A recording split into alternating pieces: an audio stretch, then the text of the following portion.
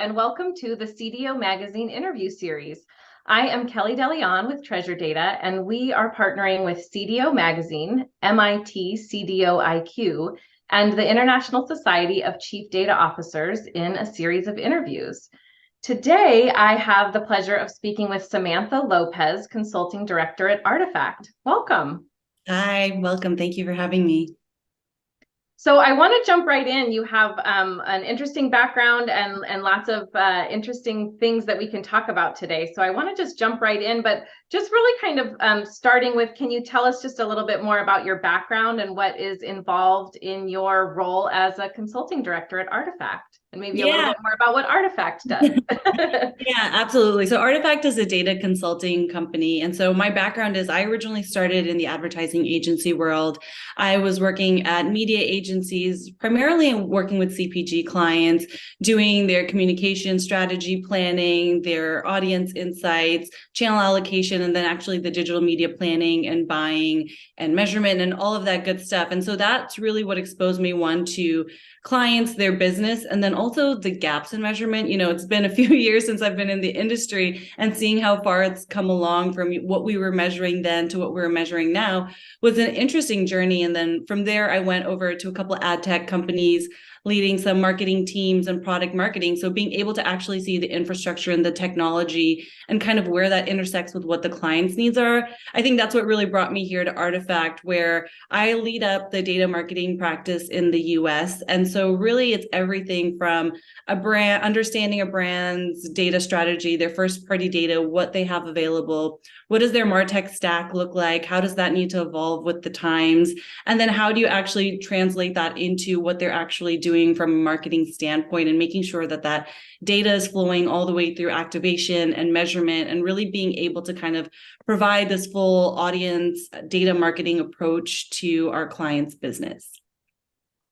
I love hearing about your trajectory. I am a fellow former agency person myself, and found my way into marketing from kind of different avenues. But it's so true to think about how much of an evolution has gone on in marketing in terms of obviously the technology that's available to us, the data that's available to us, and then how to make use of that. And I really love how you kind of talked about knitting that all together. I kind of, as a fellow marketing person, want to just dig in a little bit, just talking a little bit about what made you originally want to go into marketing, and then how has your passion for that kind of evolved as you've gotten more into this sort of data and consulting space? Yeah, it's actually funny. So when I started college, I was exploring either radio, television, and film, or the creative sequence in the advertising program. I went to the University of Texas at Austin. And while I love that creative side, I also wanted to be the little pragmatic side of myself, wanted to kind of focus on how do I do something that's sustainable. And so I really liked the fact that marketing was that mix and intersection of being able to be creative and be pragmatic. And so that's kind of what led me to the direction of advertising and marketing. And then from there, I think the reason I kept going towards first digital media and then towards data-driven marketing and data consultancy is because I really saw the gaps and the holes, and you can have these really big, beautiful ideas that connect with people, but how do you actually get it to reach them? How do you actually measure it? How do you actually, continue to evolve your marketing campaign? And it really resulted in looking at the data. And so I kept going further and further along that path until I ended up here.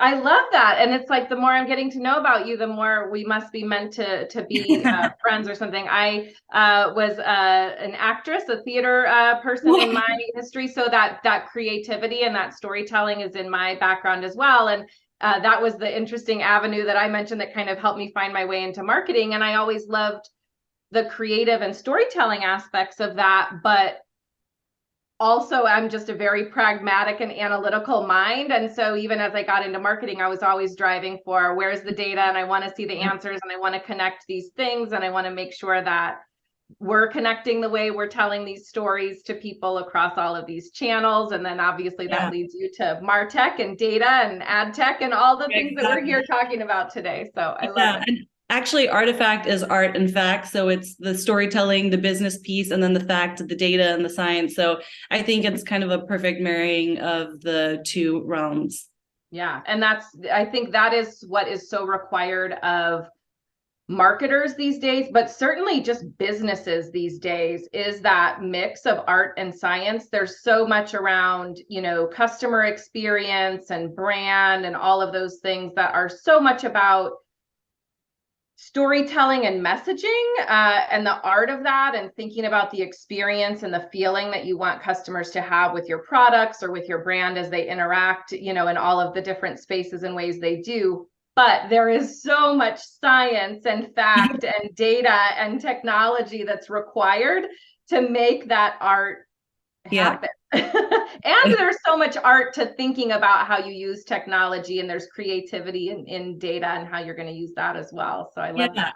For sure. I think, people don't even realize the amount of creativity that it takes to do this type of science work. And that's why having the different disciplines within any type of organization, of having these storytellers, these business-minded folks who are leaning in and understanding the technical sides of things, while having the technical folks who also have that business-oriented approach, really helps kind of drive a client's business forward.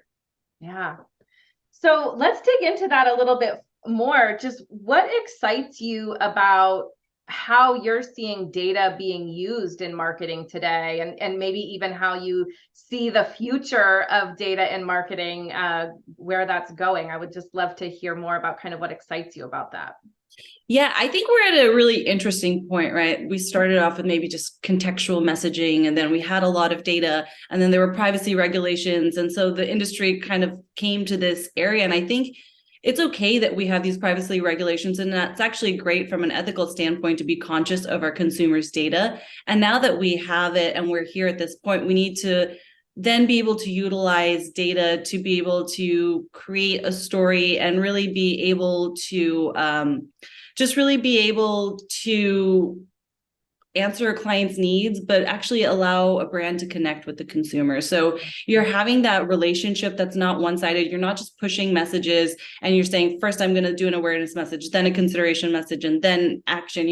It's who is the consumer? How do we reach them? And how are they reaching out to us? What information do they want from us? So the more that we can understand about our consumers, we can form this mutual relationship versus just this, antiquated pushing out messaging based on my overall marketing strategy. But let's actually figure out a way of structuring more nimble marketing organizations that are allowing that push and pull between the brand and the consumer. Mm-hmm. I love what you said there about connection, because I think that's such a rich word. It implies both, the emotional connection, with messaging and that sort of thing, but also the connection that is required between different channels or different data or different technologies, but really all of those things that are required to enable that true feeling of connectedness with a customer. We have this phrase at Treasure Data that we use, all connected. And it's like there's connected, which sounds good, but then there's really all connected. And that's that, as you said, not just saying first it's awareness, then it's consideration, like it's going to go in this exact order, but really understanding that every consumer, every customer is a human, and sometimes things move forward and backward and sideways and from this channel to that channel, and they might be a customer and also a prospect at the same time, and all of those ways that it can be messy. And the more that we can understand how to make that feel all connected, and that the experience and the journey and the data needs to flow in different directions and really be seamless, I think that's the critical sort of piece of where we have to go with all of this. No, absolutely. And I think, starting my career on the agency side, you're very focused on the activation piece of it and how it comes to life.